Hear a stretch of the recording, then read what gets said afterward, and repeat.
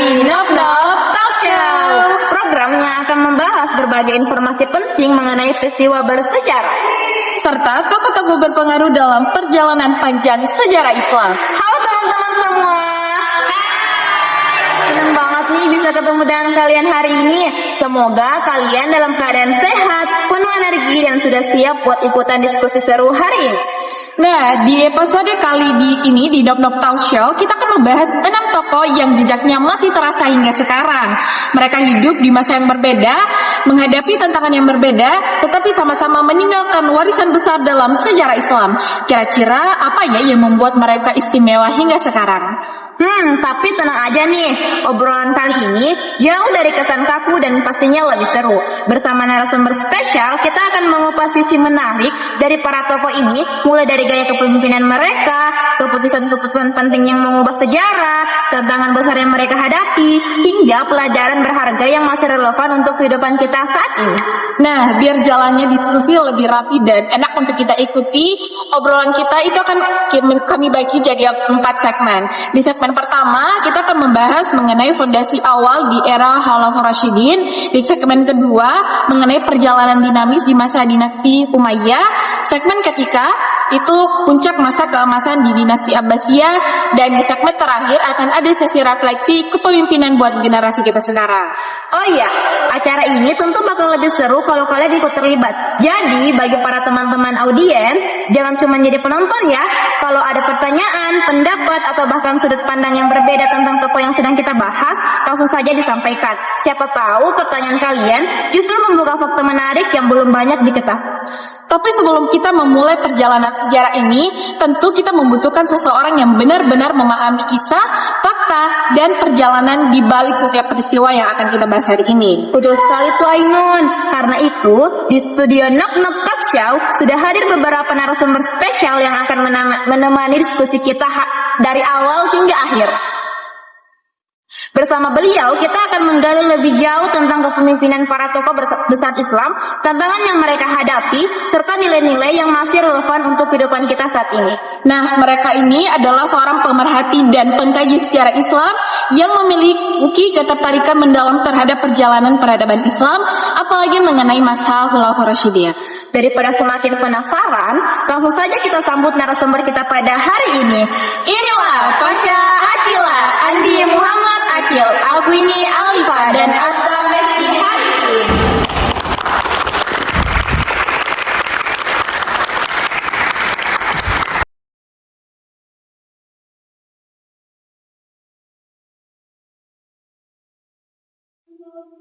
Selamat datang Bapak Ibu, bagaimana kabarnya hari ini? Alhamdulillah, semoga setelah melihat daftar pertanyaan dari kami, kabarnya masih tetap baik ya Bapak Ibu. Nah Bapak Ibu, sebelum kita memulai sesi talkshow kita hari ini, saya penasaran nih, kalau bisa memilih lebih sulit menjawab pertanyaan sejarah atau pertanyaan netizen di kolom komentar nih? Netizen sih tempat. Wah. Untung hari ini yang bertanya hanya kami dan audiens di ruangan ini. Baik. Karena narasumbernya sudah siap dan para audiens juga sudah siap, mari kita mulai aja nih Ainun perjalanan sejarah kita. Nah, perjalanan kita hari ini itu akan dimulai dari seorang sahabat yang selalu berada di sisi Rasulullah Shallallahu Alaihi Wasallam, baik duka maupun suka. Sosok yang dipercaya oleh umat untuk memimpin pada salah satu masa paling krusial dalam sejarah Islam. Mungkin teman-teman sudah mengenal ya siapa khalifah pertama ini, yaitu Abu Bakar As-Siddiq, khalifah pertama setelah wafatnya Nabi Muhammad Shallallahu Alaihi Wasallam. Nah, mungkin di masa Abu Bakar sudah banyak kebijakan-kebijakan yang telah diatur oleh Abu Bakar pada masanya. Tapi sebelum kita membahas mengenai kebijakan, bagaimana sih sebenarnya Abu Bakar As-Siddiq ini bisa terpilih menjadi khalifah pertama setelah wafatnya Rasulullah Shallallahu Alaihi Wasallam? Umat Muslim itu kebingungan, siapakah yang akan memimpin mereka selanjutnya. Lalu para sahabat pun berkumpul untuk berunding, melakukan musyawarah untuk mencari siapakah pemimpin yang akan melanjutkan ke depannya. Mereka pun berkumpul dan ada satu orang yang ditunjuk, yaitu Abu Bakar As-Siddiq. Setelah ditunjuk, Abu Bakar pun menyatakan sumpahnya, sumpah sehati. Setelah dia melakukan sumpah, ia telah resmi menjadi khalifah pertama setelah wafatnya Nabi Muhammad SAW. Iya, Abu Bakar menjadi khalifah melalui proses musyawarah para sahabat. Ya, betul sekali. Pada saat itu kita melakukan musyawarah, kesepakatan bersama para sahabat. Tujuannya agar umat-umat Islam ini tidak terpecah belah menjadi kelompok-kelompok kecil. Kalau berbicara tentang Abu Bakar As-Siddiq, tentu beliau menghadapi situasi yang cukup tidak mudah ya pada saat itu. Sebenarnya bagaimana sih kondisi pemerintahan dan umat Islam setelah wafatnya Nabi Muhammad? Pada saat itu Abu Bakar itu memiliki situasi yang sangat rumit. Beliau bahkan ditolak menjadi pemimpin pada saat itu. Umat Islam itu berkata, apakah Abu Bakar ini pantas menjadi pemimpin selanjutnya? Dan bahkan umat Islam ini hingga mogok membayar zakat. Ada yang keluar dari Islam dan bahkan ada yang menjadi nabi-nabi palsu. Mereka mengaku bahwa dirinya nabi selanjutnya yang ditunjuk untuk menggantikan Nabi Muhammad. Wah, di situasi yang rumit itu bagaimana sih Abu Bakar menghadapi situasi tersebut? Saat itu Abu Bakar langsung mengambil langkah tegas. Ia menyatakan perang Ridha. Perang Ridha ini merupakan operasi militer besar-besaran untuk membatasi para pemberontak dan para orang yang mengaku sebagai nabi-nabi palsu untuk mengamankan negara-negara Islam ke depan. Selain perang Ridha, apakah ada kebijakan-kebijakan penting lainnya pada masa itu? Oh, ada. Dia membuat satu kebijakan. Pada saat itu telah terjadi perang Yamamah, yang dimana banyak sekali umat-umat Islam yang gugur, banyak penghafal Al-Quran yang gugur dalam perang itu. Sehingga Abu Bakar berkata kepada sahabatnya Zaid bin Thabit, Zaid, bolehkah engkau mencarikanku lembar-lembar Al-Quran dan jadikannya buku agar lembar-lembar ini tidak hilang pergi kemana-mana. Keren banget nih materi yang disampaikan. Lanjutkan ke sesi berikutnya. Mungkin ada nih dari audiens yang mau bertanya ataupun memberikan pendapat mengenai khalifah pertama kita ini. Silakan. Apakah perang Ridha ini merupakan satu-satunya cara yang dimiliki Abu Bakar untuk tetap mempertahankan persatuan umatnya? Jadi memang pada situasi darurat seperti itu, itulah hal yang harus dilakukan oleh Abu Bakar. Langkah tegas yang diperlukan. Karena jikalau Abu Bakar lembek sedikit saja, maka pemberontak akan leluasa masuk ke dalam negeri Islam. Siapa yang ingin ditanggapi para audiens? Ya, silakan. Setelah mendengar penjelasan dari narasumber, saya memahami bahwa tentang Abu Bakar merupakan faktor yang membantu tetap menjaga persatuan para umatnya. Maka dari itu saya setuju bahwa Abu Bakar telah memperlihatkan bagaimana seorang pemimpin memperlihatkan dia tetap bisa mengambil keputusan di saat-saat masa sulitnya. Apakah masih ada yang ingin ditanggapi? Silahkan. Bagaimana dampak jangka panjang dari kebijakan pengumpulan Al-Quran tersebut? Wah, sepertinya para audiens sangat bersemangat ya untuk memberikan pendapat dan juga pandangannya terhadap kebijakan Abu Bakar. Dari pembahasan ini, kita juga melihat bahwa Abu Bakar menghadapi tantangan yang sangat besar setelah wafatnya Nabi Muhammad SAW. Nah, tapi untuk melalui tantangan tersebut, Abu Bakar itu tegas dalam menghadapi situasi ini dengan melakukan perang Ridha dan juga ada kebijakan-kebijakan yaitu pengumpulan Al-Quran yang sudah tadi disebutkan sehingga beliau berhasil untuk menjaga stabilitas negara dan persatuan umat. Nah, dari materi tadi yang dibawakan oleh Bapak Pasha Akila, tentunya ada nilai-nilai yang dapat kita ambil. Yang pertama ada nilai keberanian, ketegasan, dan juga komitmen terhadap tanggung jawab. Nah, kalau tokoh sebelumnya itu berhasil menjaga keutuhan umat, tokoh yang satu ini itu dikenal karena berhasil menata dan mengembangkan pemerintahan Islam dengan luar biasa. Sosok tersebut adalah Umar bin Khattab. Saya rasa saya sudah pernah baca ya mengenai Umar bin Khattab ini, bagaimana beliau itu memiliki banyak pencapaian penting yang berhasil diraih selama masa kepemimpinannya. Karena itu banyak sejarawan yang memberikan julukan arsitek utama pemerintahan Islam. Tapi saya mau bertanya lagi nih, kenapa sih pada akhirnya Umar bin Khattab itu dianggap sebagai arsitek utama sistem pemerintahan Islam? Karena pada masa kepemimpinan Umar bin Khattab, wilayah Islam meluas secara drastis di wilayah Persia, Syam hingga ke Mesir. Dan untuk mengelola wilayah yang sangat luas tersebut, Umar bin Khattab membangun reformasi birokrasi besar-besaran untuk menjaga administrasi yang harus terstruktur hingga sempurna. Nah, kalau begitu, apa saja sih kebijakan administrasi dan lembaga penting yang beliau dirikan? Nah, ada 4 fondasi penting. Yang pertama yaitu desentralisasi. Beliau membagi wilayah-wilayah menjadi provinsi dan mengutus 1 orang gubernur atau wali. Yang kedua itu ada Baitul Mal. Beliau menginstitusikan kas negara untuk mengelola pajak dan pendapatan secara beruntun. Selanjutnya ada sistem diwan, membentuk birokrasi termasuk pencatatan dan penggajian resmi untuk tentara dan pekerja-pekerja negara. Dan yang terakhir itu ada penetapan kalender Hijriah. Seperti itu. Nah, kan tadi sudah disebutkan banyak ya kebijakan-kebijakan yang diatur Umar pada masa itu. Tapi bagaimana sih Umar ini memastikan bahwa pejabat dan gubernurnya itu tidak menyalahgunakan wewenang? Umar dikenal dengan pribadi yang sangat ketat seperti yang kita ketahui semua.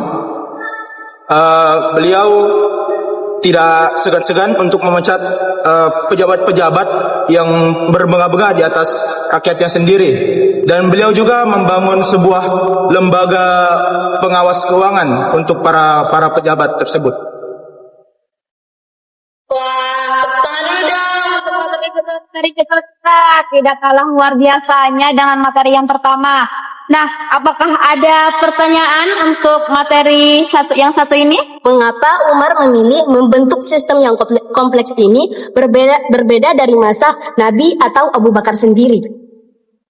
Karena pada masa Nabi dan Abu Bakar sistem pada Islam itu sistem wilayah Islam itu masih bersifat homogen.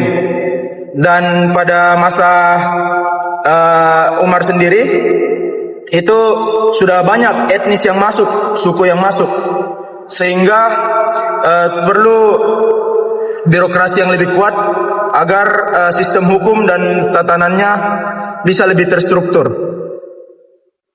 Apakah masih ingin bertanya atau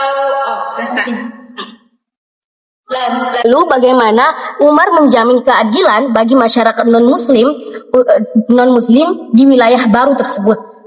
Dengan menerapkan konsep ahlul dhimmah, mereka dijamin hak sipil, keamanan, serta kebebasan untuk beragama.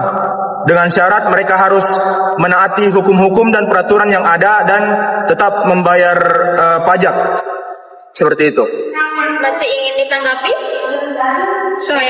Luar biasa, keberhasilan Umar terletak pada kemampuannya membangun institusi yang stabil tanpa melihat pemimpinnya. Ketegasan Umar juga seimbang dengan empati personal. Seperti kisahnya yang terkenal, ia suka ronda malam untuk melihat langsung keadaan rakyatnya sendiri. Dari Umar bin Khattab kita bisa belajar ya bahwa kepemimpinan yang kuat itu juga harus ditopang oleh sistem dan institusi yang adil, bukan hanya mengandalkan karisma pribadi. Nah, dari Umar kita dapat mengambil nilai utama yaitu sebuah ketegasan hukum, transparansi administrasi, akuntabilitas, dan empati sosial yang mendalam. Nah, dari dua khalifah pertama ini kita melihat perpaduan kepemimpinan yang saling melengkapi dalam peletakan batu pertama peradaban Islam. Abu Bakar mengajarkan keteguhan prinsip dalam penyelamatan negara dari krisis internal, sedangkan Umar menunjukkan pentingnya reformasi birokrasi dan keadilan sosial yang terorganisasi. Nah, dari Umar bin Khattab juga kita belajar bahwa kepemimpinan itu tidak hanya bergantung pada karakter pribadi, tetapi juga pada sistem yang dibangun. Nah, nilai yang dapat kita teladani adalah nilai keadilan, kedisiplinan, tanggung jawab, dan kepedulian terhadap masyarakat. Luar biasa ya untuk narasumber kedua kita. Setelah membahas kepemimpinan Umar bin Khattab yang penuh gebrakan dan pembaruan, kini kita beralih kepada sosok yang memiliki gaya kepemimpinan yang cukup berbeda namun tetap meninggalkan pengaruh besar dalam sejarah Islam. Beliau adalah Utsman bin Affan, khalifah ketiga yang memimpin umat Islam sekitar 12 tahun. Cukup lama ya untuk Utsman bin Affan ini memimpin. Sehingga bagaimana sih gambaran besar masa kepemimpinan pada masa Utsman ini? Nah, singkatnya, masa kepemimpinan Utsman bin Affan itu terbagi dalam 2 periode. Periode pertama itu 6 tahun pertama beliau menjabat, dan periode kedua itu 6 tahun terakhir beliau menjabat. Pada 6 tahun pertama, keadaan pada masa beliau menjabat itu terjadi dengan sangat tentram, tenang, dan sangat sukses. Namun pada 6 tahun terakhir, beliau mulai diuji oleh berbagai cobaan seperti adanya banyaknya protes dari umat ataupun bahkan ketegangan politik yang lain. Namun, satu hal yang paling dikenang oleh masa kepemimpinan Utsman bin Affan yaitu begitu luasnya wilayah Islam yang beliau berhasil dapatkan, seperti berhasilnya diambil wilayah Tunisia, Siprus, ataupun bahkan hingga ke wilayah perbatasan India. Nah, kalau gitu apa saja sih karya atau warisan terbesar dari Khalifah Utsman yang paling kita rasakan sampai sekarang? Nah, ada 3 hal yang paling diingat dalam sejarah. Pertama, Utsmanlah orang pertama yang berhasil untuk membukukan Al-Quran yang dikenal sebagai Mushaf Utsmani pada masa tersebut. Hal ini dilatar belakangi oleh semakin luasnya wilayah Islam yang menyebabkan adanya banyak perbedaan ataupun logat dalam membaca Al-Quran di setiap wilayahnya. Maka untuk menghindari adanya kebingungan dan pertengkaran yang terjadi antara umat Islam, maka Utsman memutuskan untuk membuat status standar untuk diberikan kepada umat dalam membaca Al-Quran. Yang kedua, itu adalah dibangunnya armada kapal laut pertama yang bertujuan untuk menjaga wilayah pantai Islam dari perang ataupun dari serangan umat-umat ataupun kerajaan-kerajaan Romawi. Kemudian yang terakhir adalah diperluasnya masjid-masjid suci seperti Masjidil Haram di Mekah ataupun Masjid Nabawi di Madinah. Hal ini dikarenakan karena dengan meluasnya juga wilayah Islam, maka juga akan semakin banyak umat yang datang ke masjid tersebut untuk beribadah. Nah, saya pernah mendengar nih kalau pada masa Utsman ini terjadi situasi politik yang cukup menegangkan ya pada saat itu. Nah, apa sih yang membuat situasi politik jadi panas dan sampai di akhir kepemimpinan Utsman bin Affan ini? Sebenarnya ada beberapa banyak faktor, tapi ini semua didasari oleh munculnya isu kecemburuan sosial yang hadir.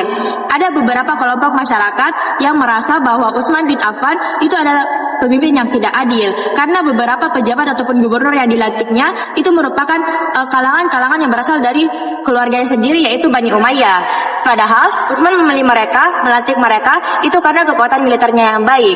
Namun sayangnya hal ini justru dimanfaatkan oleh beberapa provokator untuk memunculkan banyak fitnah lagi yang lebih buruk pada Utsman bin Affan yang memicu adanya pemberontakan yang hebat terjadi pada masa tersebut. Baik, dari Audi ulang. 1, 2, 3. Dari audiens mungkin ada yang ingin memberikan, silakan. Kenapa Utsman tidak menyuruh para pasukannya untuk melawan saja?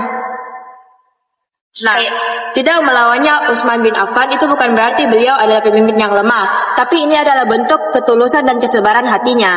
Utsman bin Affan adalah seorang pemimpin yang sangat tidak ingin adanya pertumpahan darah terjadi antar sesama umatnya. Bahkan beliau sangat melarang warga-warga Madinah ataupun para sahabat-sahabatnya yang lain untuk mengangkat senjata dalam hal membelanya. Namun sayangnya, pada akhirnya Utsman bin Affan itu gugur syahid dalam suatu pemberontakan yang terjadi di rumahnya saat beliau sedang membaca Al-Quran dan juga dalam keadaan sedang berpuasa. Apakah masih ada yang ingin ditanggapi? Silakan. Tapi dari segi kehidupan sehari-hari di masyarakat Utsman ini itu sangat makmur ya. Betul sekali, karena sejatinya Utsman bin Affan itu adalah seorang pedagang yang kaya raya dan sangat jenius. Bahkan dalam masa kepemimpinannya, beliau itu sangat melonggarkan peraturan-peraturan ekonomi yang ada, seperti membebaskannya adanya perdagangan ataupun memperbolehkan umat-umat Islam pada masa tersebut untuk dapat membeli tanah di luar wilayah Arab. Hasilnya, perputaran uang itu sangat cepat terjadi di wilayah umat Islam ataupun bahkan semakin besarnya tarif hidup masyarakat yang sangat naik drastis. Masih ada yang ingin menanggapi? Baik, mungkin sudah tidak ada. Dan berikan tepuk tangan dulu untuk narasumber kita, Pak.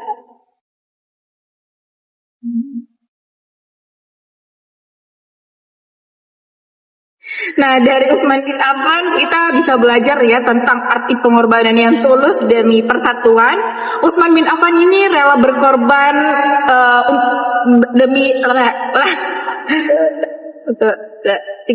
Nah, dari Utsman bin Affan kita belajar ya tentang arti pengorbanan yang tulus demi persatuan. Beliau ini rela mengorbankan nyawanya sendiri asal umatnya itu tidak saling berperang. Betul banget tuh pemirsa. Nilai yang bisa kita contoh adalah sifat dermawan, peduli pada keutuhan Al-Quran, dan selalu mengutamakan kedamaian daripada kekerasan.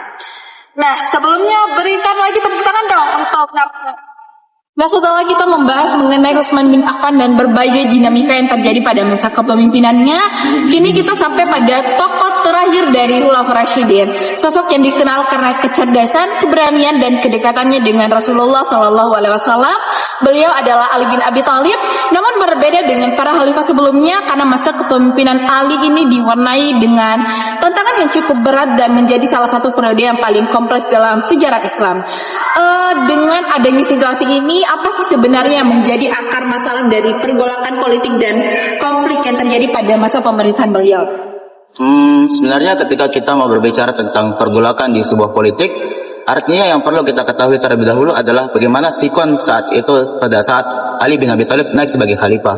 Nah, pada saat itu, saat Ali menjadi khalifah, dia berada pada kondisi setelah wafatnya Utsman bin Affan yang sebelumnya telah dipaparkan itu mati karena pemberontakan. Nah, karena itulah banyak tuntutan-tuntutan dari pihak-pihak tertentu yang menuntut agar Ali sebagai seorang khalifah yang menjadi pemegang otoritas kekuasaan tertinggi untuk melakukan proses qisas dan mencari siapa sih sebenarnya pembunuh dari Utsman bin Affan itu sendiri. Nah, inilah dari akar masalah yang akan terjadi, dan inilah alasan kenapa pada akhirnya banyak konflik internal yang terjadi di bawah masa kepemimpinan Ali di awal pemerintahannya. Sehingga ini yang membuat Ali memiliki tantangan tersendiri. Ketika sebelumnya khalifah-khalifah sebelumnya memiliki visi untuk mengekspansi wilayah kekuasaan Islam, namun Ali lebih berfokus kepada stabilitas pemerintahan dan internal terlebih dahulu. Nah, kalau begitu langkah awal apa yang diambil oleh Ali untuk membenahi internal pemerintahannya?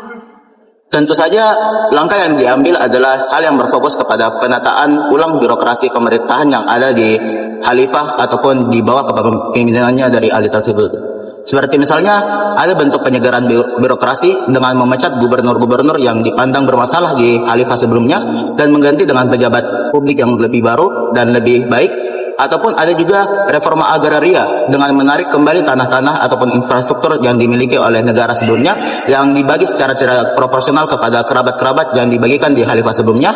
Ataupun bahkan ada pemerataan Baitul Mal, pemerataan harta kepada seluruh umat muslim, dan bahkan melakukan birokrasi besar seperti memindahkan ibu kota dari Madinah ke Irak yang bertujuan untuk melakukan efisiensi militer dan menjaga stabilitas politik agar lebih aman. Nah, namun kebijakan tersebut justru memicu penolakan besar hingga terjadi perang saudara pada masa itu. Bisa dijelaskan apa saja konflik yang terjadi pada masa beliau? Pada masa beliau terdapat dua konflik yang paling besar yang terjadi. Nah, kedua konflik tersebut itu sama-sama terjadi karena tuntutan kasus kepada pembunuh dari Utsman bin Affan. Perang pertama itu bernama Perang Jamal ataupun biasa dikenal dengan Perang Unta.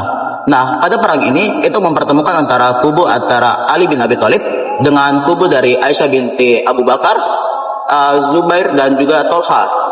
Namun perang tersebut pun akhirnya berakhir dengan kekalahan dari kubu dari Aisyah binti Abu Bakar, dan inilah menjadi titik balik kembali kepada Ali bin Abi Thalib. Sebenarnya perang ini tuh bukan bertujuan untuk melakukan senjata ataupun adu senjata ataupun apapun itu, tapi sebenarnya ingin melakukan negosiasi saja, mediasi saja, ataupun sekedar ngobrol antara kedua kubu untuk melaksanakan penyelesaian konflik. Namun ada provokator ataupun oknum ketiga yang masuk ke dalam barisan tersebut yang akhirnya memprovokasi pasukan kedua sisi, sehingga perang pun tidak terelakkan dan Aisyah dan juga Ali sebagai pemimpin tidak bisa mengontrol hal tersebut. Lalu perang kedua ada yang bernama Perang Siffin. Perang ini mempertemukan antara Ali bin Abi Thalib dengan sisi dari Muawiyah bin Abu Sufyan yang notabene-nya merupakan gubernur Syam. Nah, pada zaman itu Muawiyah dia tidak mau untuk mengakui kehalifahan dari Ali bin Abi Thalib sebelum proses kisos dan pelaku dari pembunuhan Utsman itu ditemukan. Sehingga inilah perang yang paling besar terjadi dan bahkan sangat lama untuk terjadi, sehingga perang Siffin baru berakhir ketika adanya proses berunding antara kedua sisi yang bahkan diinisiasi oleh sisi dari Muawiyah. Baik, mungkin daripada audiens ada yang ingin memberikan pendapat. Silakan. Nah, mengapa Ali mendahulukan reformasi birokrasi dan stabilitas negara daripada langsung menangkap pembunuh Utsman? Sebenarnya alasannya sangat simpel. Karena pemberontak dari Utsman bin Affan itu kan tersebar, dan konteks sebelumnya itu banyak pemberontak yang mencoba untuk menggulingkan Ali bin Abi Thalib. Artinya adalah ketika dirinya memaksakan untuk melakukan kisos dan mencari pelakunya di lapangan, maka yang terjadi adalah dia akan mendapatkan tindakan represif dari masyarakat, ditambah lagi adanya provokator dari para pemberontak dan terbagi di berbagai kabilah. Ditambah lagi dirinya juga tidak memiliki kekuasaan secara full karena adanya dualisme kekuasaan sejak pada kala itu, sehingga ini menjadi sangat susah untuk melakukan proses kisos dan mencari pelaku sesungguhnya, sehingga proses stabilitas ini menjadi visi yang paling utama bagi Ali bin Abi Thalib. Ada lagi? Ulang. 1, 2. Ada lagi? Silahkan. Nah, di tengah perang tersebut, bagaimana Ali menjaga integritas sosial dan keadilan ekonomi? Nah, pada saat itu Ali tetap menjalankan prinsip dan kebijakan ekonomi yang kaku, yaitu dengan menerapkan Baitul Mal setiap minggu dengan tujuan untuk memutari dan memberikan putaran uang kepada masyarakat kecil yang dia pimpin. Dan juga beliau terkenal selalu untuk mengawasi pasar agar tidak adanya diskriminasi pasar ataupun penimbunan barang tertentu dan lain sebagainya. Itulah yang menjadi kebijakan dan hal yang dilakukan oleh Ali untuk menjaga prinsip ekonomi agar tetap berjalan. Nah, sahabat Nop, di era Khulafaur Rasyidin itu memberikan kita 4 contoh gaya kepemimpinan terbaik yang selalu melengkapi dalam menjawab tantangan zaman. Betul banget, Ainun. Kalau diringkas nih, beberapa warisan utama dari mereka. Yang pertama, Abu Bakar mewarisi keteguhan prinsip dan ketajaman dalam manajemen krisis negara. Yang kedua, Umar bin Khattab mewarisi ketegasan hukum dan peletak fondasi birokrasi modern. Kemudian yang ketiga, Utsman bin Affan mewarisi kemajuan ekonomi, infrastruktur, dan pengorbanan demi persatuan. Kemudian yang terakhir, Ali bin Abi Thalib yang baru saja dibawakan oleh Bapak Reki. Ia mewarisi integrasi moral yang tinggi di tengah rumitnya ujian politik. Nah, sehingga nilai utamanya adalah sebuah bangsa yang besar itu butuh perpaduan antara ketegasan, kerapian sistem, kedermawanan, dan keluruhan moral. Maka dari itu dapat kita simpulkan, era ini adalah teladan terbaik bagaimana nilai agama dan seni mengelola negara bisa berjalan beriringan. Sampai jumpa di segmen berikutnya.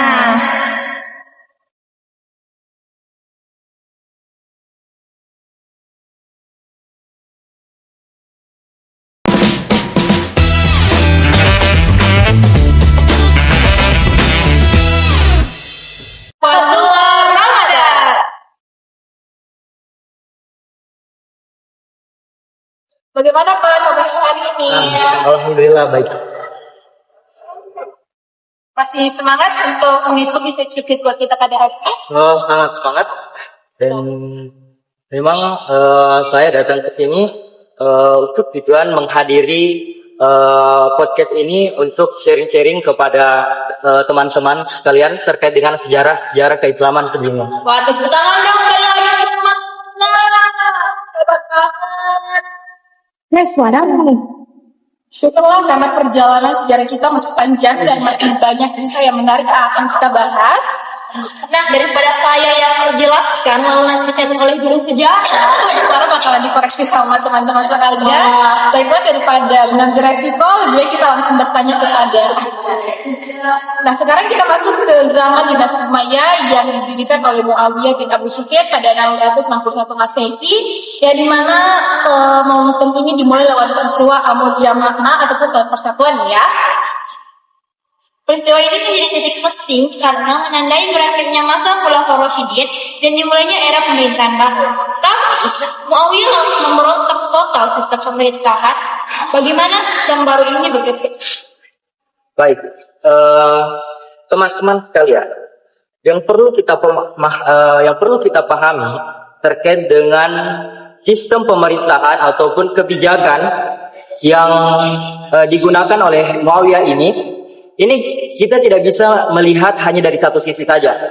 Di satu sisi, beliau memang melakukan perubahan yang besar dan dikatakan sebagai perubahan yang cukup kontroversial dan juga radikal. Mengapa? Karena Muawiyah telah menggeser sistem pemerintahan yang telah menjadi akar atau tradisi budaya Islam sebelumnya. Sebelumnya, sistem pemerintahan Islam itu bersifat demokrasi. Namun, pada masa dinasti Umayyah ini, sistem pemerintahan berubah menjadi sistem monarki, di mana sebelumnya setiap pemimpin itu dipilih berdasarkan pertimbangan oleh umat dan juga pertimbangan oleh tokoh-tokoh senior. Namun pada masa dinasti Umayyah ini, tepatnya pada masa kepemimpinan Muawiyah bin Abi Sufyan, Muawiyah menunjuk anaknya Yazid sebagai putra mahkota yang akan melanjutkan tahta kerajaan pasca wafatnya Muawiyah bin Abi Sufyan. Tentu ini membawa pandangan dari sejarawan pada saat ini bahwasanya Muawiyah telah melakukan pergeseran secara pragmatis karena ini merupakan akar budaya Islam pada saat itu. Namun perlu dilihat dan perlu dipahami bahwa kondisi realita pada saat itu jauh berbeda dengan kondisi politik di masa Khulafaur Rasyidin. Pada masa Khulafaur Rasyidin ini, politik yang ada pada saat itu bisa dikatakan moderat atau stabil. Tetapi pada masa Umayyah, umat Muslim baru saja mengakhiri perang saudara, sehingga Muawiyah tentu akan bersikeras mempertahankan bagaimana dinasti Umayyah ini bisa berdiri selama mungkin. Oleh karena itu, sistem pemerintahan diubah yang sebelumnya bersifat demokrasi agar pemimpin selanjutnya itu bersifat tetap hingga diubah menggunakan sistem monarki. Nah, di era beliau, wilayah Umayyah itu sudah sangat luas, mencakup seluruh Jazirah Arab, Syam, Mesir, Afrika Utara, bahkan Andalusia hingga wilayah Persia. Bagaimana sih bentuk kebijakan yang beliau buat untuk mengelola pemerintahan tersebut? Baik, terkait dengan wilayah kekuasaan dinasti Umayyah pada masa kepemimpinan Muawiyah, kita tahu bahwa pada masa tersebut Muawiyah meningkatkan sistem kemiliterannya, sehingga pada saat itu Muawiyah melakukan ekspansi besar-besaran. Buktinya apa? Ketika pada masa kepemimpinannya, wilayah kekuasaan dinasti Umayyah kala itu mencakup seluruh Jazirah Arab, Mesir, Irak, Iran, hingga wilayah Syam. Nah, kita tahu bahwa pada saat itu wilayah kekuasaannya sangat luas, sehingga tentu muncul pertanyaan, sistem apa yang diterapkan oleh Muawiyah pada saat itu agar tata administrasi negara yang berjalan bisa terlaksana atau terselenggara secara efisien dan efektif. Yang pertama, yaitu pemindahan ibu kota dari Madinah ke Suriah. Muncul pertanyaan, mengapa kira-kira pemindahan ibu kota dilakukan dari Madinah ke Suriah? Pemindahan ini tidak dilakukan bukan karena tanpa alasan, tetapi terdapat alasan yang mendasar dan cukup konkret dan perlu untuk dilakukan ketika melihat kondisi realita pada saat itu. Sebelumnya, pada masa perang saudara, kubu Muawiyah mendapatkan loyalitas yang tinggi dan juga pasukan perang yang besar dari wilayah Syria. Sehingga ini bisa diartikan bahwa Muawiyah mendapatkan loyalitas yang tinggi di daerah Suriah tersebut. Sehingga pemindahan ibu kota dilakukan dari Madinah ke Suriah. Selain daripada itu, pada saat itu pasukan yang berada di Suriah sudah terlatih, birokrasi sudah bagus, sehingga pemindahan ibu kota dari Madinah ke Suriah dipandang sangat strategis. Selain itu, Muawiyah juga membangun lembaga-lembaga pemerintahan seperti kantor, surat menyurat, pencatatan penyegelan dokumen dan layanan pos. Tentu hal ini perlu untuk dilakukan karena wilayah pada saat itu tidak sangat luas, sehingga pola komunikasi yang terlalu jalin harus berjalan secara efisien antara khalifah dengan masyarakat. Sehingga pada saat itu dibutuhkan arsip, jalur komunikasi dan pengawasan terhadap gubernur-gubernur daerah. Dan disinilah terlihat bahwa Muawiyah mulai membawa pemerintahan Islam ke arah negara yang lebih birokratis dan Wah, luas banget ya Pak. Nah, mengubah sistem jadi kerajaan di wilayah seluas itu pasti memicu protes yang besar. Yuk kita dengar tanggapan dari teman-teman audiens. Ada yang ingin bertanya? Saya mau bertanya, kenapa Muawiyah itu nekat untuk mengubah sistem kerajaannya menjadi turun-menurun? Padahal kan ini bisa merusak tradisi musyawarah. Apalagi banyak tokoh-tokoh yang menentang keras tentang permasalahan ini. Baik. Pertanyaan yang sangat kritis. Terkait dengan pertanyaan tersebut, mengapa Muawiyah bersikeras untuk mengubah sistem pemerintahan? Kita lihat kembali. Pada saat itu, Muawiyah sedang memimpin umat yang baru saja keluar dari konflik besar. Umat Islam sebelumnya telah mengalami perang saudara. Mulai dari konflik antara Ali dan Muawiyah, peristiwa tahkim, hingga munculnya kelompok-kelompok politik yang saling berhadapan. Nah, dalam kondisi seperti itu, Muawiyah tampaknya melihat bahwa kekosongan kepemimpinan pasca wafatnya seorang khalifah akan membuka kembali konflik perebutan kekuasaan yang berujung pada perang saudara. Sehingga penunjukan Yazid dapat dibaca sebagai strategi untuk memastikan adanya kesinambungan politik. Meskipun secara moral dan prinsip pemerintahan Islam, kebijakan itu tetap memunculkan kritik besar. Jadi, hal ini bisa diartikan bahwa Muawiyah merupakan seorang pemimpin yang sangat adaptif. Karena melihat dari pengalaman-pengalaman sebelumnya bahwa kekosongan kekhalifahan akan mengundang yang namanya perang saudara. Meskipun selamanya tidak seperti itu. Tetapi ketika terdapat potensi kembali terjadinya hal tersebut, maka dinasti Umayyah akan berpotensi runtuh. Padahal dinasti Umayyah ini merupakan negara yang baru saja didirikan olehnya. Ada lagi? Silahkan. Saya ingin bertanya, Muawiyah kan terkenal dengan strategi diplomasi rambut Muawiyah. Bagaimana kita menilai efektivitas strategi tersebut dalam meredam konflik dengan lawan politiknya? Oke, terkait dengan strategi diplomasi terdapat satu kiasan diplomasi yaitu rambut Muawiyah. Inti yang bisa kita ambil adalah kemampuan beliau dalam membaca situasi. Rambut Muawiyah ini berarti Muawiyah tidak selalu memilih kekerasan sebagai jalan pertama. bila lawan politik yang dihadapinya itu keras, maka ia akan melunak melalui negosiasi, pemberian jaminan atau pendekatan diplomasi. Namun ketika lawannya mulai melemah atau membuka ruang, maka ia bisa menekan untuk mengamankan posisi politiknya yang strategis. Strategi ini efektif karena membuat banyak konflik tidak langsung berubah menjadi perang terbuka. Akan tetapi, strategi ini juga menunjukkan bahwa politik Muawiyah sangat kalkulatif. Sehingga Muawiyah ini dapat dipandang sebagai pemimpin yang administratif dan juga negosiator yang handal. Nah, dari diskusi dan pertanyaan-pertanyaan tadi, mungkin ada dari audiens yang mau memberikan pendapat terkait Muawiyah ini.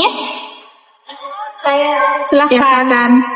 Menurut saya pribadi, Muawiyah adalah pemimpin yang cukup realistis karena beliau tidak hanya mengandalkan idealisme untuk menyatukan wilayah yang sangat luas, wilayah yang membentang dari Afrika hingga Persia melalui kecerdasan diplomasi dan kerapian birokrasi dalam mengatur tata wilayah. Oleh karena itu, sistem keamanannya tetap terjaga dan perekonomiannya tetap berjalan lancar dan baik. Wah, keren banget. Beri tepuk tangan dong untuk audiens yang bertanya. Nah, sebagai penutup, nilai apa sih yang bisa kita teladani dari kepemimpinan Muawiyah?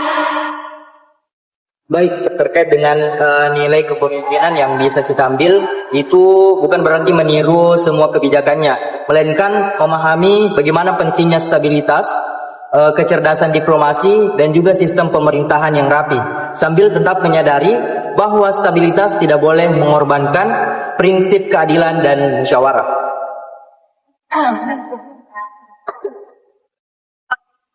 Sudah. Nah, dari Muawiyah kita bisa belajar ya bahwa menstabilisasikan negara itu setelah konflik besar itu butuh struktur yang kuat dan logis dan juga cerdas.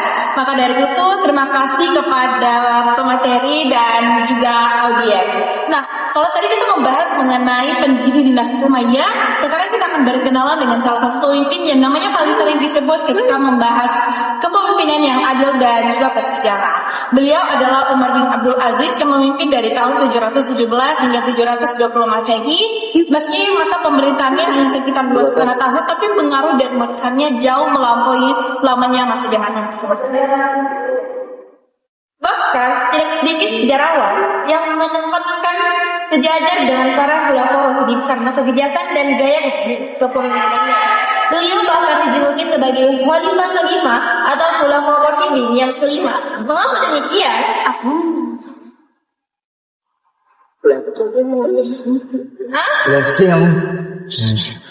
Saya ini batin saya nanti sudah nih. Kenapa bisa? Terima kasih. Kapan masuk ini? Setelahnya pimpin. Masih ada satu tahun baru dia. Umar bin Abdul Aziz ini merupakan khalifah yang sangat berbeda dengan khalifah-khalifah sebelumnya. Ia bahkan dijuluki sebagai khalifah yang kelima setelah Khulafaur Rasyidin. Mengapa demikian? Karena ia tidak berfokus pada kemewahan istana ataupun ekspansi besar-besaran, tetapi lebih berfokus pada moralitas pemerintahan. Meskipun beliau berasal dari keluarga Bani Umayyah, tetapi beliau sangat menjunjung tinggi yang namanya integritas dan berani untuk mengoreksi penyimpanan internal bahkan dari keluarga dinasti tersebut. Maka inilah alasan mengapa beliau sering dijuluki sebagai khalifah kelima setelah Khulafaur Rasyidin.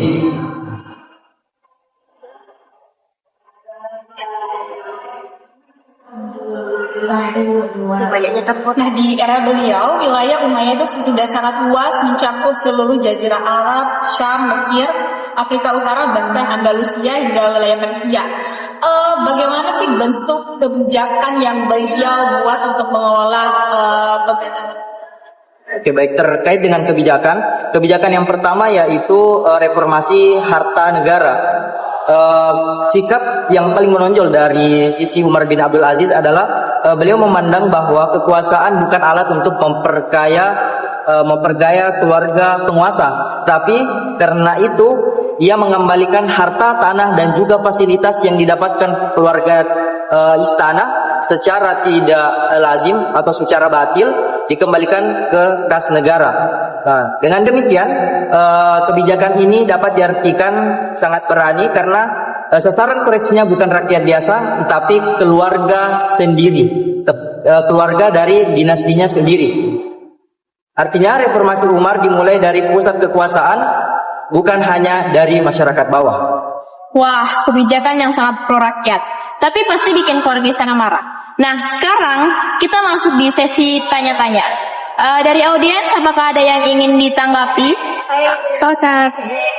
Saya ingin bertanya, bagaimana kebijakan menghapus pajak jizya bagi Muslim, bagi mualaf non Arab ini? Kan sempat diprotes oleh gubernur dan dianggap hal ini dapat mengurangi kas negara. Bagaimana Umar bisa mengevaluasikan masalah ini? Baik, terkait dengan kebijakan pemerataan hak bagi Muslim non Arab atau mawali, Umar melakukan pemerataan di mana tidak ada lagi jizyah yang diberlakukan bagi Muslim non Arab. Kebanyakan gubernur memandang bahwa kebijakan yang diterapkan ini akan memiskinkan negara, tetapi Umar memiliki satu pegangan sebagai prinsip yang paling teguh bagi dirinya. Umar menganggap bahwa Rasulullah itu diutus ke dunia ini sebagai pendakwah, bukan sebagai pemungut pajak. Sehingga kita lihat realitanya sendiri. Pada saat itu stabilitas ekonomi mencapai puncaknya, dan diriwayatkan, bahkan diceritakan dari beberapa cerita atau sejarah bahwa petugas zakat bahkan tidak tahu zakat-zakat tersebut akan disalurkan kemana, karena memang seluruh masyarakat pada saat itu telah mencapai titik kesejahteraan yang paling maksimal. Baik, apakah masih ada dari teman-teman audiens yang mau menanggapi? Ya, silakan. Baik, kalau kita analisis dari risiko keamanan, apakah Umar ini tidak takut kalau misalnya ia bisa disingkirkan oleh keluarganya sendiri karena mengutamakan kenyamanan mereka? Umar justru sangat sadar terkait risiko tersebut. Hingga pada akhirnya keluarganya sendiri itu sangat muak dengan kebijakan yang diterapkan oleh Umar ini. Karena kita tahu bahwa kebijakannya tersebut melakukan pembersihan korupsi atas aset-aset ataupun fasilitas yang didapatkan secara tidak benar. Sehingga tiba pada waktunya keluarganya tersebut membayar pembantu dari kerajaan untuk memberikan racun pada makanan Umar bin Abdul Aziz. Dan pada akhirnya Umar bin Abdul Aziz pun wafat di usianya yang sangat muda atau tergolong sangat muda pada saat itu. Dan masa kepemimpinannya hanya berjalan sekitar 2,5 tahun. Sungguh akhir hidup yang sangat tragis ya teman-teman. Tapi sebelum kita menutup sesi kali ini, mungkin ada dari teman-teman yang ingin memberikan pendapat ataupun pandangan. Baik, izin berbicara. Menurut pendapat saya, Umar bin Abdul Aziz ini membuktikan kalau misal masalah utama dari dalam negeri ialah karena tergantung kepada integritas pemimpinnya. Dan kita melihat bahwa Umar bin Abdul Aziz ini hanya menjabat selama 2,5 tahun dan bisa menghilangkan kemiskinan di wilayah kekuasaannya. Hal ini menunjukkan bahwa kekuasaan yang dipegang oleh orang yang jujur, bertanggung jawab, amanah, dan peduli kepada rakyatnya itu terasa langsung perubahannya. Terima kasih. Sungguh luar biasa ya Aira, audiens kita suka bertanya dan sangat kritis. Beri tepuk tangan dulu untuk kita semua. Nah, sebagai penutup nih, Pak, saya ingin mengajukan satu pertanyaan lagi. Nilai apa saja sih yang dapat kita teladani dari kepemimpinan beliau? Terkait dengan nilai tersebut sebagai seorang pemimpin, beliau menunjukkan bahwa reformasi harus dimulai dari integritas seorang pemimpin, keberanian melawan penyalahgunaan kekuasaan, dan kemampuan menempatkan rakyat sebagai tujuan utama dalam pemerintahan.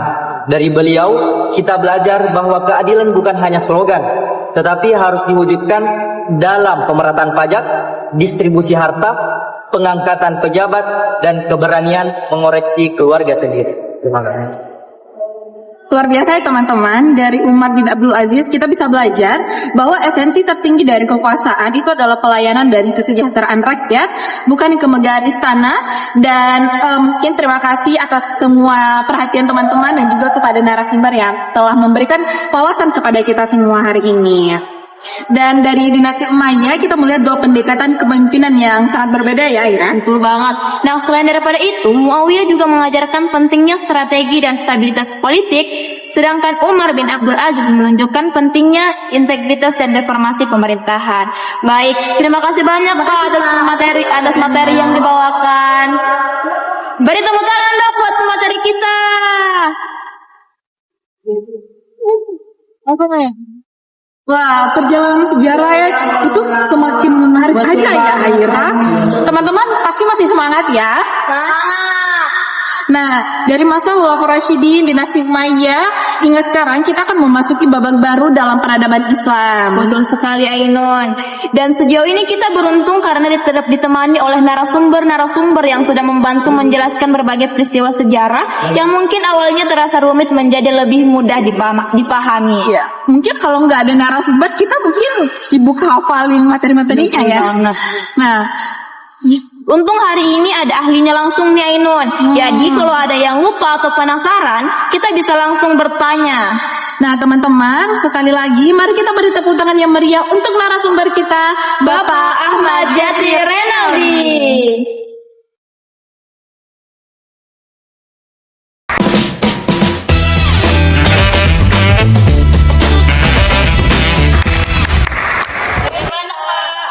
Bagaimana kabarnya hari ini? Baik.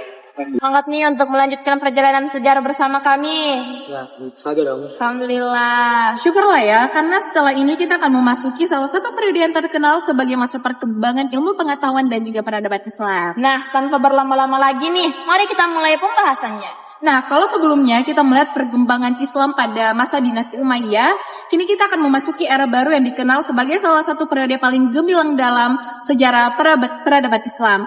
Perjalanan kita akan dimulai dari sosok yang memiliki peran besar dalam memperkuat fondasi dinasti Abbasiyah, yaitu Abu Ja'far al-Mansur, khalifah kedua yang memimpin setelah berdirinya dinasti ini pada tahun 750 Masehi.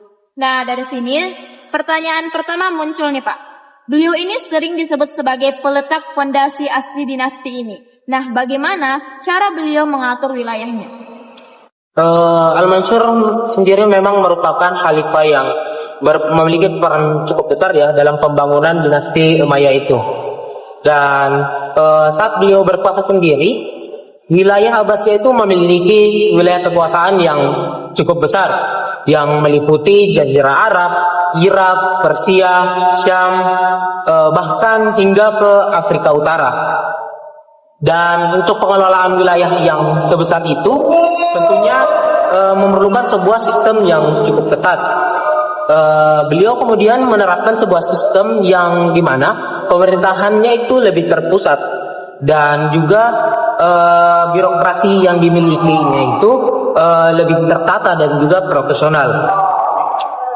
Dan selain itu, Al-Mansur juga tidak hanya menerapkan sistem pemerintahan yang ketat, namun dia juga memperkuat administrasi negara yang dimilikinya, serta dia melakukan pengawasan langsung ke pejabat-pejabat yang menjabat di wilayah kekuasaannya. Dan salah satu kebijakan terbesar yang yang dia terapkan adalah pembangunan kota Baghdad, yang kelak kota ini dijadikan sebagai ibu kota dan pusat pemerintahan yang dimiliki oleh Al-Mansur sendiri. Selain itu, kota Baghdad ini kemudian dijadikan sebagai jalur perdagangan internasional yang menjadikan kota Baghdad ini dapat berkembang pesat berkat dia yang menjadi jalur perdagangan internasional tersebut. Membangun kota baru di wilayah seluas itu pasti banyak hambatannya ya Pak? Iya, tentu saja.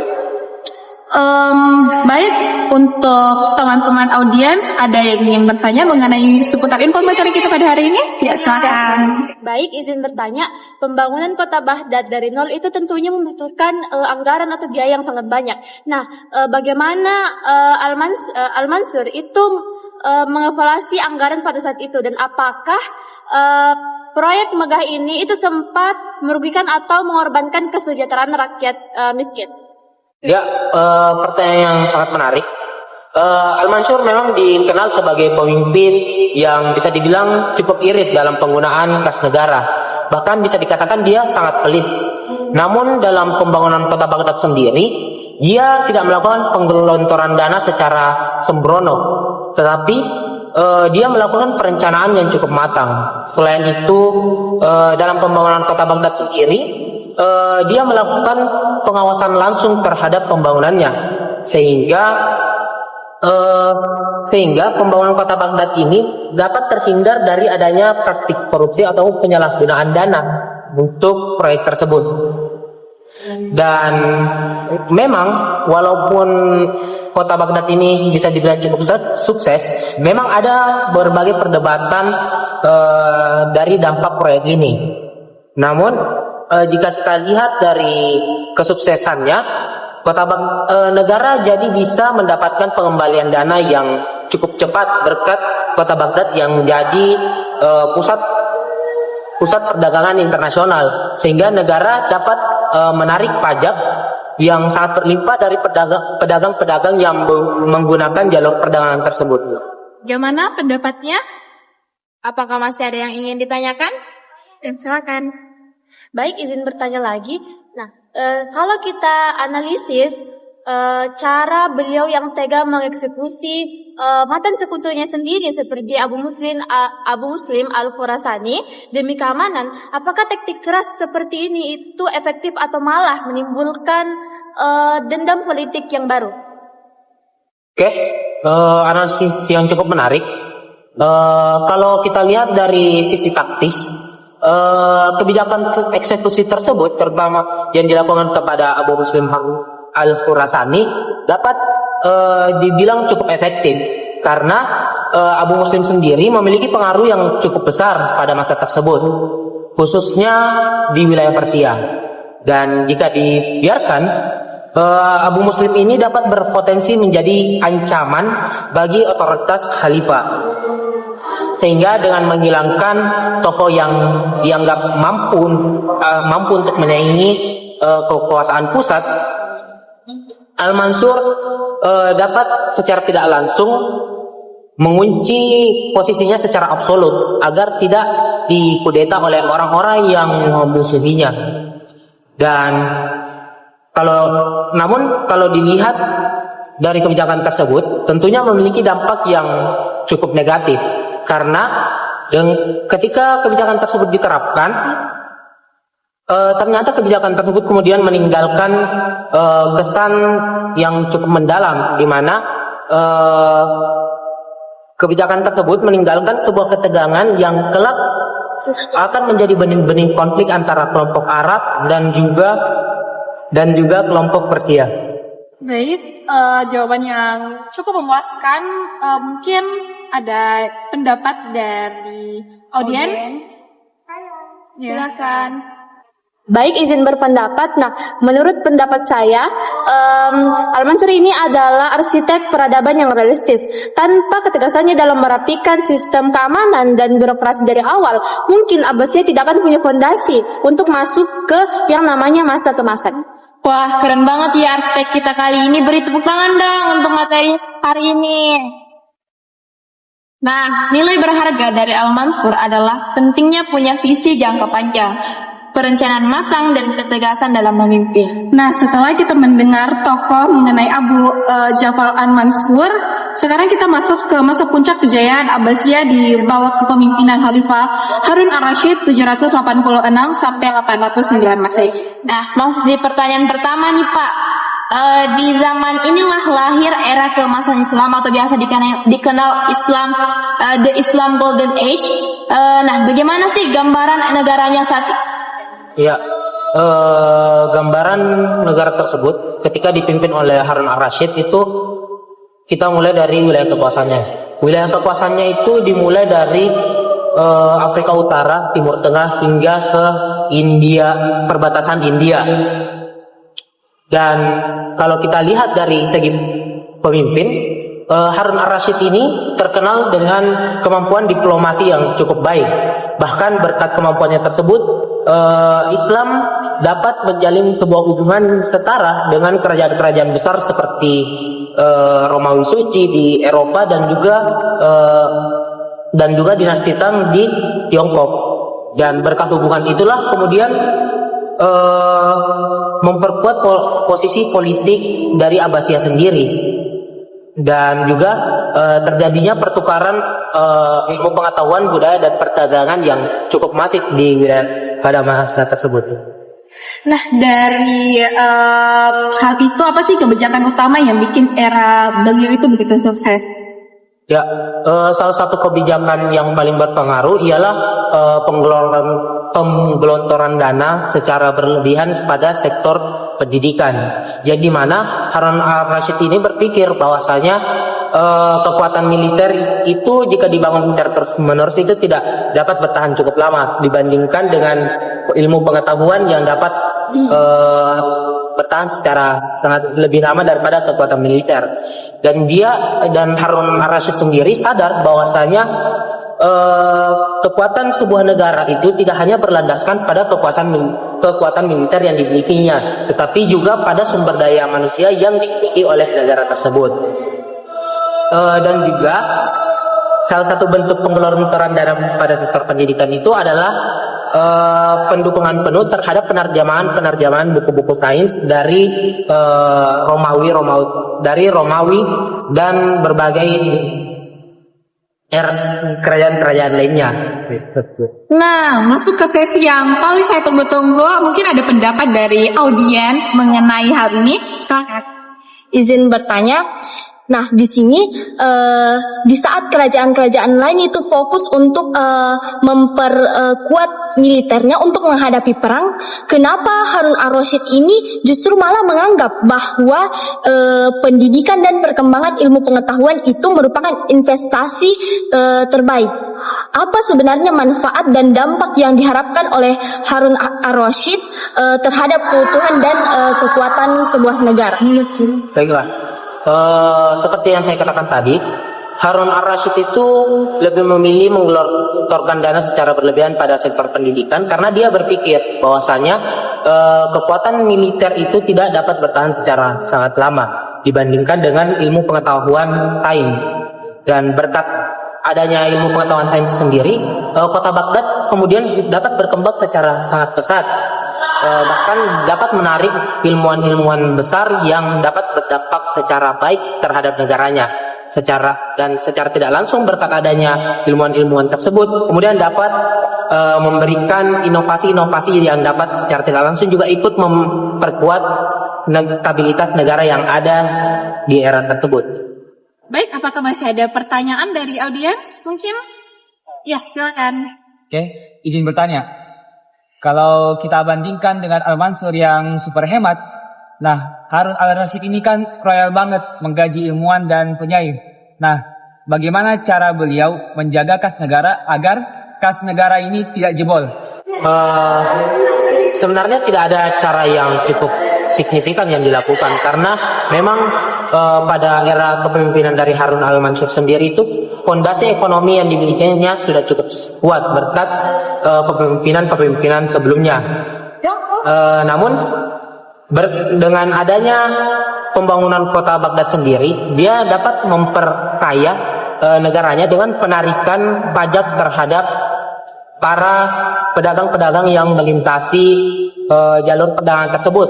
Selain itu, berkat adanya inovasi-inovasi yang dimiliki oleh negaranya, berkat ilmuwan-ilmuwan yang ada, dia juga dapat menjual teknologi-teknologi ke luar negaranya secara lebih mahal, sehingga dia dapat memperoleh sebuah keuntungan yang lebih baik untuk negaranya. Nah, dari sesi tanya jawab tadi mungkin ada dari teman-teman yang mau memberikan pendapat. Silakan. Izin menyampaikan pandangan.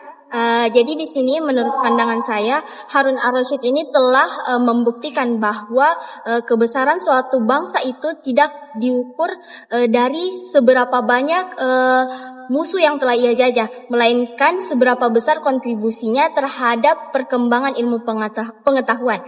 Nah, kebijakannya dalam mendukung dan mendanai sains terbukti telah memberikan dampak jangka panjang yang bisa dirasakan hingga saat ini. Singkatnya kalau kita bandingin Al-Mansur itu adalah sosok yang sukses membangun fisik infrastruktur kota dan kerapian sistem ya Ira. Sedangkan daripada itu tuh, Harun ar-Rasyid adalah sosok yang sukses mengembangkan kualitas manusia dan ilmu pengetahuan. Nah, dari dinasti Abbasiyah kita bisa belajar nih, kalau mau membangun kemajuan yang bertahan lama, kita juga butuh perpaduan antara perencanaan yang matang dan juga investasi di dunia pendidikan. Nah, tapi sebelum itu kita berikan tepuk tangan dulu nih kepada narasumber kita. Nah, dari sesi tadi itu adalah sesi terakhir kita teman-teman ya. Wah, tidak dirasa ya, kita sudah melakukan perjalanan yang sangat jauh hari ini. Betul sekali, mulai dari Abu Bakar As-Siddiq sampai para khalifah-khalifah dinasti Abbasiyah. Kalau perjalanan ditempuh dengan jalan kaki mungkin udah sampai duluan kan? Udah tepar duluan nih kalau kita jalan kaki. Nah, dan yang paling membuat saya kagum adalah banyaknya nama, tahun, dan peristiwa yang harus diingat. Untung ada narasumber kita yang hafal semuanya. Ya. Nah, betul banget nih. Karena tujuan belajar sejarah itu bukan hanya mengetahui apa yang terjadi di masa lalu, tapi juga memahami apa yang kita terapkan di masa kini. Nah, lanjutkan. Nah, sebelum acara kita berakhir, ada pertanyaan penting yang ingin kami tanyakan kepada para audiens nih. Nah, setelah membahas 8 tokoh besar Islam, nilai kepemimpinan apa sih yang paling merekat di hati teman-teman dari tadi? Apakah ada yang ingin menjawab? Silahkan. Ketegasan prinsip dari Abu Bakar dan keadilan hukum dari Umar bin Khattab. Saya juga. Oke. Kedermawanan demi persatuan dari Utsman bin Affan dan integritas moral dari Ali bin Abi Thalib. Aku juga. Kelenturan dari diplomasi Muawiyah dan aksi bersih korupsi dari Umar bin Abdul Aziz. Saya. Visi jangka panjang dari Al-Mansur dan kepedulian terhadap pendidikan dari Harun ar-Rasyid. Wah, menarik sekali nih Ainun. Betul banget. Ternyata setiap tokoh memiliki keunggulan yang berbeda dan saling melengkapi satu sama lain. Sebagai pelajar, kita dapat mulai menerapkan nilai-nilai tersebut dalam kehidupan sehari-hari, baik di sekolah maupun di asrama dan organisasi juga ya, teman-teman. Wah, nggak terasa banget nih kita telah sampai di penghujung acara talk show hari ini. Ya, beri tepuk tangan dulu dong untuk kita semua.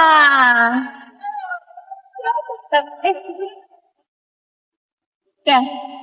Nah, dari seluruh pembahasan, kita dapat melihat bahwa setiap pemimpin itu menghadapi tantangan yang berbeda ya, tetapi mereka memiliki tujuan yang sama, yaitu membawa masyarakat menuju kondisi yang lebih baik. Nah, nilai-nilai seperti ketegasan, keadilan, integritas, visi, dan kepedulian terhadap ilmu pengetahuan masih sangat relevan untuk diterapkan hingga saat ini.